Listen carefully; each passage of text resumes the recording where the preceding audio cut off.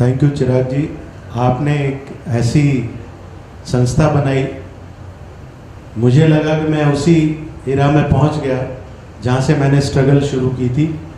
यहाँ पे बहुत से ऐसे लोग हैं जिन्होंने शंकर जी के साथ काम किया, जयकिशन जी के साथ काम किया, मैं भी उनमें से एक हूँ और बहुत खुश नसीब हूँ कि अभी तक ज़िंदा हूँ। मैं आपके साथ भी हूँ और जिनके साथ था उनके बच्चे भी यहाँ पर हैं। शैलेंद्र जी के बेटे दिनेश जी, अख्तर बहुत छोटा था जब मैं हजरत साहब के घर जाता था, तो आज देख के बहुत खुशी हुई। मेरा शंकर जयकिशन के साथ जो रिलेशन है वो एक ऐसा रिलेशन है कि जब भी मैं उदास होता हूँ तो अपनी उस ज़िंदगी को याद कर लेता हूँ और खुश हो जाता हूँ कि ऐसा शायद सपनों में किसी स्ट्रगलर के साथ हो सकता है। मैं बॉम्बे में आया हरियाणा से, मेरा यहाँ कोई नहीं था और 8 साल की स्ट्रगल के बाद मुझे एक शख्स ने शंकर जी से मिलवाया और फेमस में गया। वहाँ मुझे काम मिला लादी साफ करना और उनकी गाड़ी धोना, और मुझे बोला कि तनख्वाह नहीं मिलेगी। मैंने बोला तनख्वाह नहीं मिलेगी चलेगा, लेकिन मेरा एक ख्वाब था कि मैं इनके गाने जब अपने खेतों में सुनता था, जब वो गाने बजते थे तो मैं सोचता था कि मैं भी एक दिन बॉम्बे जाऊंगा और मेरा भी ऐसे नाम आएगा। अपना नाम खुद ही बोल बोल के सोच लेता था, मैं शंकर जयकिशन के साथ गाने लिखूंगा, लोग मेरे गाने सुनेंगे। शंकर जी के साथ पहली मुलाकात मेरी 17 दिन बाद हुई। जब मैं वहाँ काम कर रहा था तो एक दिन वो आए, छोटी सी डायरी उनके हाथ में थी और उनका एक स्टाइल था, कफलिंग लगाते थे, ज़्यादा वाइट कपड़े पहनते थे। बोले क्यों मियाँ, क्या हो रहा है? सर काम कर रहा हूँ। नहीं, तुम्हारा नाम क्या है? तो मैंने कहा मेरा नाम सुधाकर है। लेकिन यहाँ क्या कर रहे हो, ये गाड़ी के आसपास क्या कर रहे हो? सर मैं रोज़ धोता हूँ। जानते हो गाड़ी किसकी है? मैंने कहा ये शंकर जी की है, और किसकी है? मैं तो धो ही रहा हूँ, मैं थोड़ी गाड़ी लेके जा रहा हूँ। तुम कभी मिले हो? मैंने कहा नहीं। वो ऊपर चले गए। थोड़ी देर के बाद मेरे को किसी ने कहा कि तेरे को बुलाया। मैं उनके पास गया तो ये वही थे जिनसे नीचे बात हुई। और अब तक वहाँ पे कुछ ऐसी राजनीति थी कि वो लोग मिलने नहीं देते थे। जो मेरे से पहले 10-15 लोग थे, वो एक चौपाल जैसी जगह थी कि जो वहाँ जाता था खाना पीना मिलता था, वहीं का रह जाता था। ऐसों में मैं भी शुमार था। तो उन्होंने मुझे कहा कि तुम यहाँ क्या करने आए हो? मैंने कहा सर मैं तो आपका नाम सुन के आया था, फला आदमी मुझे यहाँ लेके आया और मुझे यहाँ पे काम मिला। तनख्वाह कितनी लेते हो? कहा जी आज तक तो मिली नहीं। तो बहुत ज़ोर से हंसे। बोले ठीक है आज से मिलेगी, लेकिन मेरे यहाँ काम करने का मतलब है खाओ पियो सो जाओ, लेकिन ज़िंदगी में जो कुछ करने आए हो उसको मत भूलो। तो कुछ दिनों बाद मैंने उनसे, अकेले में थे, उनसे डर बहुत लगता था क्योंकि वो बहुत कड़क बोलते थे, लेकिन मैं तो बच्चा था, उतना कुछ प्रॉब्लम नहीं था। मैंने उनसे कहा सर मैं गीत लिखने आया हूँ। गीत लिखने? सुनाओ। तो मेरी सुनाने की हिम्मत नहीं हुई, हाथ पैर कांपने लगे और मेरा कागज़ ही गिर गया। तो बोले कोई बात नहीं, चाय वाय पियो। तो पहली बार हसरत जयपुरी साहब आधे घंटे बाद वहाँ पे आए और मेरा परिचय कराया। मैंने उनके पैर छुए। अबे मैं ऐसे आदमी के शख्स के पैर छू रहा था जिनके गाने मैंने सुने थे। अभी तक शंकर जी के नहीं छुए डर के मारे, लेकिन उनके छू लिए। फिर बाद में उनके भी छुए। और मैं ऐसे करते करते वहाँ से, हसरत साहब ने मुझे एक दिन कहा कि देखो बेटा, अगर तुम कुछ करना चाहते हो तो मेरे पास आ जाया करो, मैं तुम्हें बताऊंगा कि गीत कैसे लिखे जाते हैं। मुझे बड़ा घमंड था कि मैं तो 300-400 गीत लिख के लाया था। तो मैंने कहा मेरे पास तो बहुत है।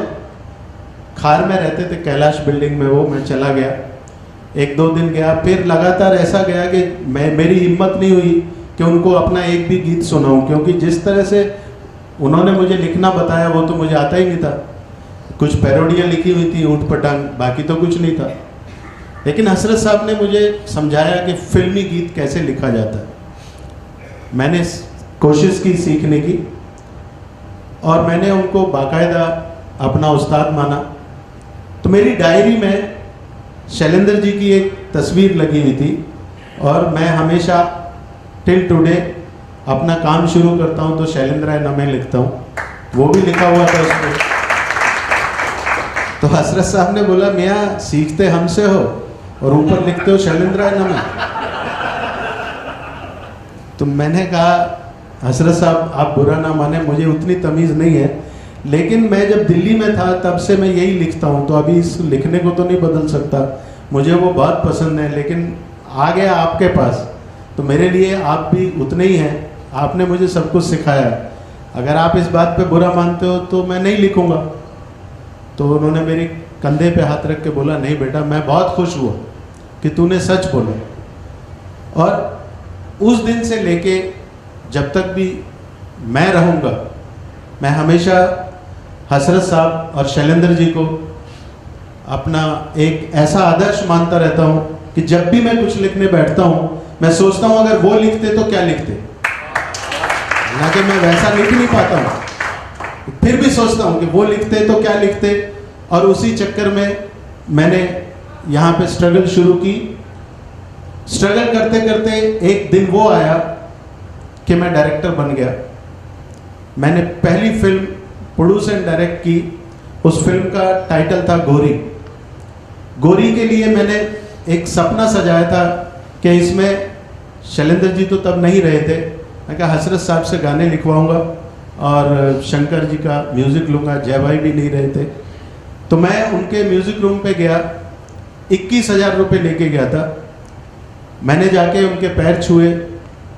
अब ये अरसा 17-18 साल का हो चुका था, तो उन्होंने मुझे पहचाना नहीं। मैंने उन्हें याद दिलाया कि मैं कौन हूँ। तो उन्होंने मुझे पहली बार ऐसे गले लगाया जैसे कोई बाप अपने बिछड़े हुए बेटे को लगाता है, और उनकी आंखों में नमी थी और मेरी आंखों में आंसू बह रहे थे। मैं कुछ कह ही नहीं पाया उनको। उन्होंने कहा कि अच्छा, जो कल तक हमारे यहाँ नौकरी करता था आज वो हमें नौकरी देने आया है। तो मैंने तुरंत पैर छू लिए। मुझे उनके गुस्से का मालूम था, मैंने पता नहीं पिक्चर करेंगे कि नहीं करेंगे। तो मैंने कहा, सर मैं आपको नौकरी देने नहीं आया, मैं तो आशीर्वाद लेने आया हूँ। मेरी ये फिल्म मुझे मिली है और मैं चाहता हूँ इसमें म्यूज़िक आपका हो। तो तुरंत उनका आगे से आया कि अच्छा, म्यूज़िक मेरा हो और गाने तेरे हो।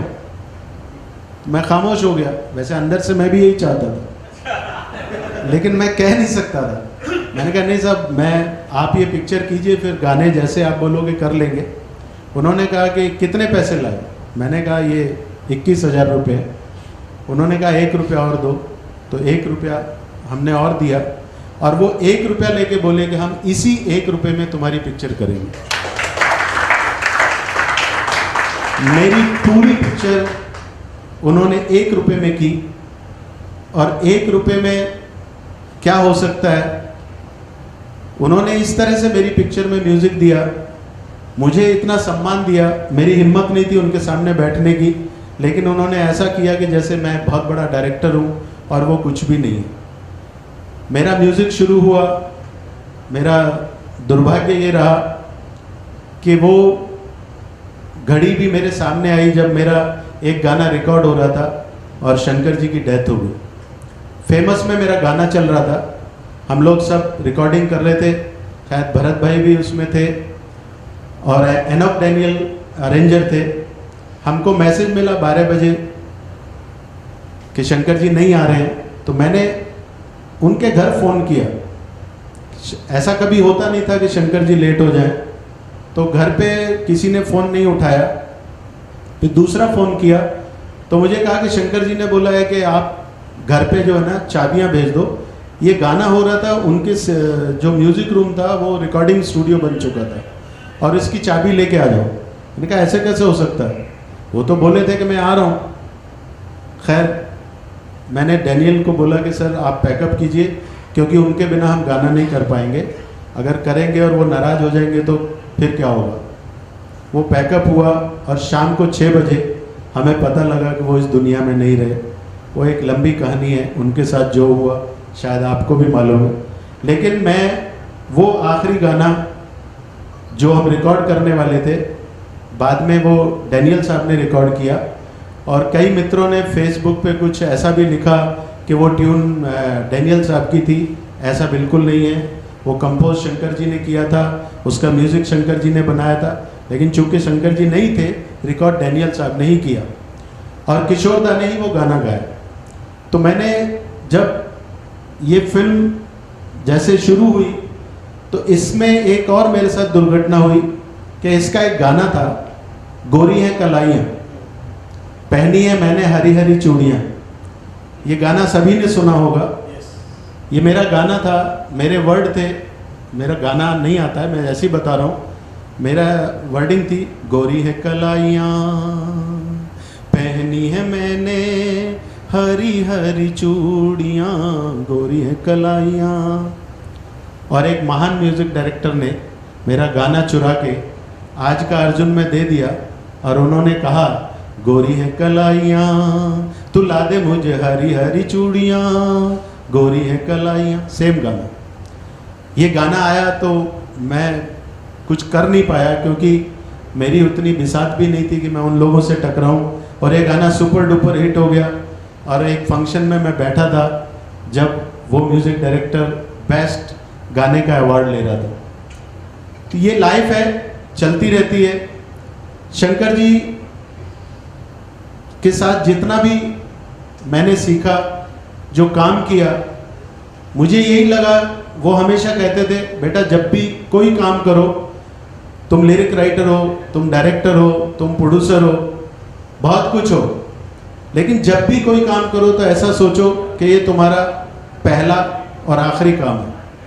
तो मैंने एक दिन उनको बोला, सर पहला काम तो समझ में आता है, आखिरी क्यों? तो उन्होंने कहा, बेटा आखिरी कब हो जाए ये तो तुमको नहीं मालूम है, लेकिन पहला है, अगर ऐसा तुम्हारे पास रहेगा तो तुम हमेशा अच्छा काम करोगे। तो मैंने उनको कहा, सर आपने इतने सब लोग बनाए, इतने प्रोड्यूसर बनाए, आज आप उनके पास जाते क्यों नहीं हो? आप जाएंगे तो वो आपको काम देंगे। तो उन्होंने कहा, नहीं, ज़माना बदल गया, अब लोगों को शंकर जयकिशन जैसा काम चाहिए, शंकर जयकिशन नहीं चाहिए। तो मैं अगर वहाँ जाऊँ और कोई मुझे काम ना दे और मैं बाहर बैठा रहूँ, ये मुझसे बर्दाश्त नहीं होगा। जो है वो अच्छा है। और कुछ दिनों बाद उनको एक फिल्म मिली, सन्यासी। सन्यासी जब उनको मिली तो बहुत खुश थे और उन्होंने अपनी पूरी टीम जमा कर ली। उसमें लता जी भी थी और उसमें उनके अरेंजर थे सबस्टन जी। ये सब जमा होने के बाद जो उन्होंने काम किया, आपको मालूम है, वो फिल्म फेयर तक गए और उन्होंने ये साबित किया कि मैं अभी भी काम कर सकता हूँ, अच्छा काम कर सकता हूँ।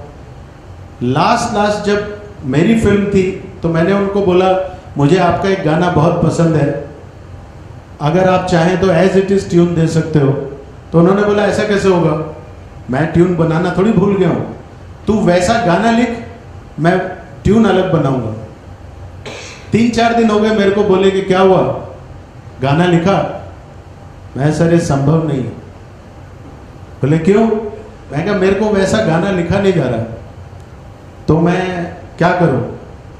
तो उन्होंने कहा कि तुम ऐसा करो, मैं ट्यून बनाता हूं, उसके बाद गाना लिखो। मैं और फंस गया। मैं कहा, ये तो वैसे ही नहीं लिखा जा रहा, अब ये ट्यून बना देंगे तो फिर कैसे लिखूंगा? तो मैं हसरत साहब के घर गया और कहा कि सर मैं आज फंस गया, ऐसे ऐसे बात हो गई। मैंने उनको बोला तो उन्होंने एक ट्यून जो है ना मेरे सामने रख दी और बोले कि इसके ऊपर गाना लिखो। तो हसरत साहब ने कहा, बेटा क्या बात है, वो तो हमने भी बहुत गाने लिखे हैं। तो मैंने कहा, आप ऐसा करो ना, आप ही लिख दो ये गाना, तो मेरे लिए बड़ी बात हो जाएगी, ऐसे नाम आएगा हसरत जयपुरी सुधाकर शर्मा। तो बोले क्यों, मैं क्यों लिख दूं? मैंने कहा, मेरा अच्छा हो जाएगा, मैं तो लिख नहीं पाऊंगा। तो उन्होंने कहा, नहीं, मैं बताता हूं कैसे लिखना है, लेकिन लिखना तुमको ही पड़ेगा। आज मैं लिखूंगा, कल कौन लिखेगा? तो उन्होंने उस गाने में मुझे समझाया कि कैसे ट्यून पे गाना लिखा जाता है। ट्यून को कैसे तोड़ के उसका मीटर बनाया जाता है, कैसे उस पर गाना लिखा जाता है। तो मैंने वो गाना लिखा और वो गाना कविता कृष्णमूर्ति की आवाज़ में रिकॉर्ड हुआ। शंकर जी के साथ इतनी यादें हैं कि जब आज के म्यूज़िक डायरेक्टरों के साथ हम काम करते हैं तो हमें ऐसा लगता है कि ये म्यूज़िक डायरेक्टर साज से घबरा रहे हैं कि इसको बजाएं कैसे, लेकिन उनसे साज घबराता था कि आज पता नहीं क्या बजा देगा, कोई भरोसा नहीं। जब भी वो ट्यून बनाते थे तो हम लोग, जैसे बहुत से म्यूज़िक डायरेक्टर हैं, कुछ बजाते रहेंगे, फिर उनको कुछ याद आएगा, सबका अपना अपना स्टाइल है। लेकिन उनका स्टाइल बहुत गजब था। बाजे के सामने खड़े हुए, कभी बैठ के भी नहीं बनाते थे, ऐसे खड़े रहे और ऐसे किया, एक दो के बाद जहाँ से उनका हाथ पड़ा वहाँ से ट्यून चालू। और गाना अगर भूल गए तो बीच में अपना काम चालू, कुछ भी बोलना शुरू कर देंगे बहुत रिदम में, और उसके बाद बोलेंगे कि इसको ठीक करो। एक ऐसी यादगार घटना है कि मेरा गाना रिकॉर्ड हो रहा था उनके साथ, और गाना था दुल्हन सेज है फूलों की, दहेज गमों के खार, दूल्हे का दहेज है जीवन में, दुल्हन का सच्चा प्यार। उसमें एक लाइन थी, चुटकी भर सिंदूर के बदले छोड़ चली घर बार।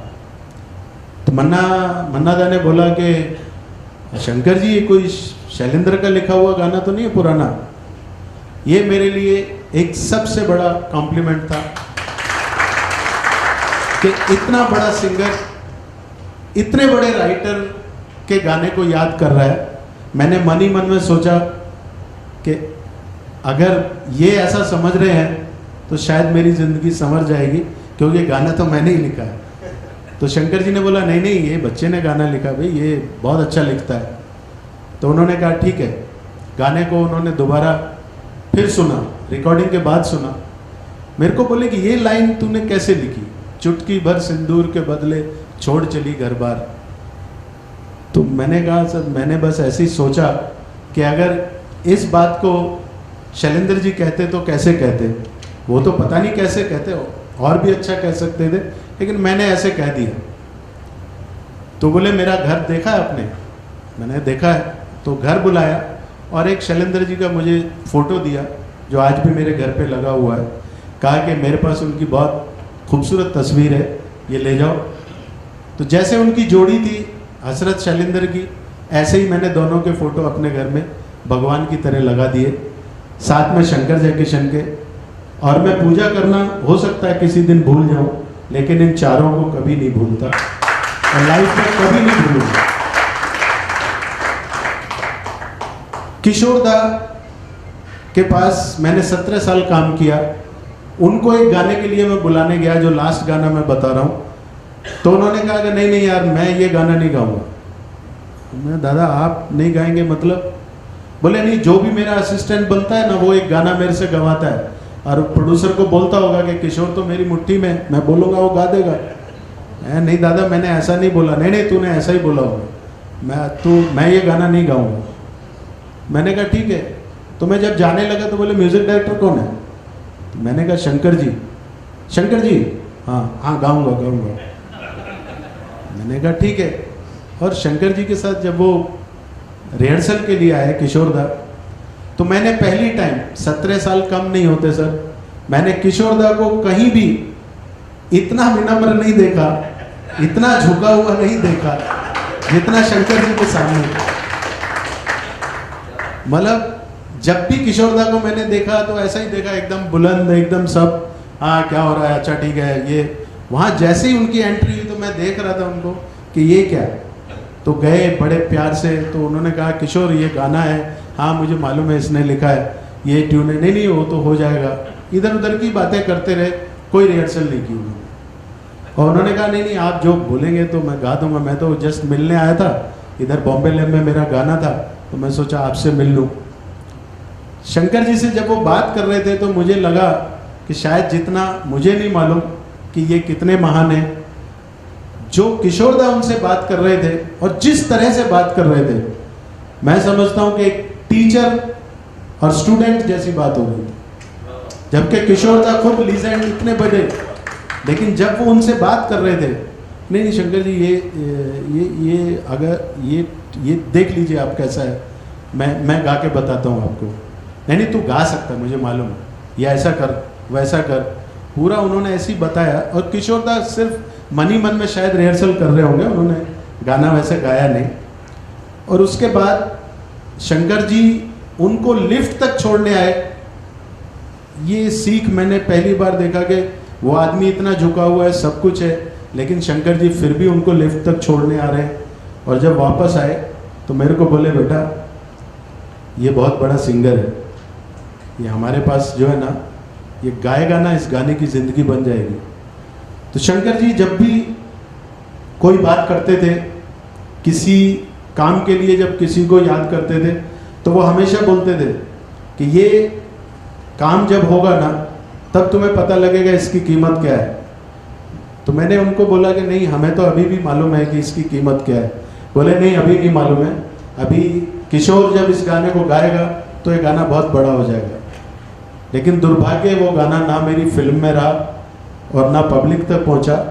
और मैं अभी कोशिश कर रहा हूं, मैंने वो गाने सब इकट्ठे किए हैं और यूएस मैंने भेजा है उस गाने का, कुछ जितनी उसमें प्रॉब्लम्स हैं, कुछ मेरे को रफ गाना मिला है कहीं से। अगर वो होगा तो मैं, क्योंकि उनकी लास्ट फिल्म है और उस लास्ट फिल्म में मुझे ऐसा लगता है कि वो संगीत जो उन्होंने कंपोज किया, जो गाने उन्होंने बनाए, वो हम सब तक तो कम से कम आए। तो मैं कोशिश करूंगा कि उसको मैं आप सब तक पहुंचाऊं। शंकर जी ने एक बात और मेरे साथ बहुत अच्छी करी। उन दिनों क्या था, डायरेक्टर का नाम ही बड़ा था लेकिन पैसे तो उतने मिलते नहीं थे, क्योंकि 1100 रुपये में तो साइन किया और उसके बाद तो कोई पैसे नहीं देता था, सब काम करो। शंकर जी हमेशा बोलते थे कि बेटा मैं हूं ना। तो मेरे को समझ में नहीं आती थी मैं हूं ना का मतलब क्या है। अभी या तो मैं उनसे पैसे मांगूं या कुछ करूं। उन्हीं दिनों मेरा एक दिवाली थी, ये मैं शेयर कर रहा हूं, बहुत मेरी गरीबी की बात है। दिवाली का दिन था और मेरा एक एलपी रिलीज हो रहा था HMV से। तो मैंने मेरी बीवी को बोला कि इससे अच्छी दिवाली कोई हो नहीं सकती कि इस दिवाली पे मेरा एक रिकॉर्ड रिलीज़ हो रहा है। तो मैं जाता हूँ, काला घोड़ा के पास उनका ऑफिस था, लेकिन मेरे पास वहाँ तक जाने के लिए पैसे नहीं थे। तो मैं उन दिनों स्टोव पे खाना बनता था, स्टोव का तेल निकाला मिट्टी का और उसको दुकानदार को बेच दिया और टिकट लिया उस पैसे से। और मैं वहाँ से बांद्रा से ट्रेन पकड़ के वहाँ पहुँचा और उनके ऑफिस में दुबे जी शायद होते थे मैनेजर, हाँ उनके पास मैं गया और उन्होंने बोला नहीं नहीं हम ऐसे कैसे आपको दे देंगे, इसके तो पैसे लगते हैं। लेकिन मेरे पास उतने पैसे नहीं थे, मेरे पास रिटर्न टिकट ही थी। तो मैंने कहा सर मैं सुधाकर शर्मा हूँ, मैंने गाना लिखा है, मेरा नाम है इस पे। अब हुआ यूँ कि बड़े एक राइटर और थे मेरे साथ, उनका फ़ोटो था मेरा नहीं था, मेरा कौन फ़ोटो लगा था। तो मैंने कहा सर मेरा फ़ोटो नहीं लगा है, गाना तो मेरा नाम है। बोले नहीं नहीं हम नहीं देंगे, आप जाइए आप मार्केट से ख़रीदिए। तो मैं ऐसे सीढ़ियाँ उतर के जो है ना, शायद पहली बार तो नहीं कहूँगा, 2-4 बार रोया, स्ट्रगलर रोते ही रहते हैं। लेकिन उस टाइम मैं दिवाली पे मेरे आंसू आ गए और मैं सोचा कि यार क्या फ़ायदा काम करके। देखा एक बड़ी गाड़ी में से शंकर जी उतरे और उन्होंने देखा तू यहाँ क्या कर रहा है। तो मैं एकदम से आंसू आ गए। मैंने बोला मैं आया था मेरा रिकॉर्ड लेने के लिए और ये लोग मेरे को दे नहीं रहे। बोले काय का रिकॉर्ड। मैंने कहा मैंने इससे पहले एक आपके साथ जो काम किया उससे पहले भी एक फिल्म मैंने की थी, लेकिन उसका अभी रिलीज़ हुआ है। बोले चल मेरे साथ। वो लेके मेरे को ऊपर गए, दुबे ये सुधाकर शर्मा है, इसको 4 रिकॉर्ड LP दे दे। मैं बोल रहा हूँ और वो सब ऐसे पूरी कंपनी ऐसे तहल, मतलब सब हलचल ऐसे हो गई जैसे यहाँ पता नहीं कौन आ गया। और मुझे 4 LP का एक पैकेट उन्होंने दे दिया। जो शंकर जी से मैंने लिया वो भी मैंने फ्रेम करा के, बजाता नहीं हूँ, खाली फ्रेम करा के रख दिया मैंने, क्योंकि एक तो लाइफ का पहला और वो शंकर जी ने मुझे दिलाया।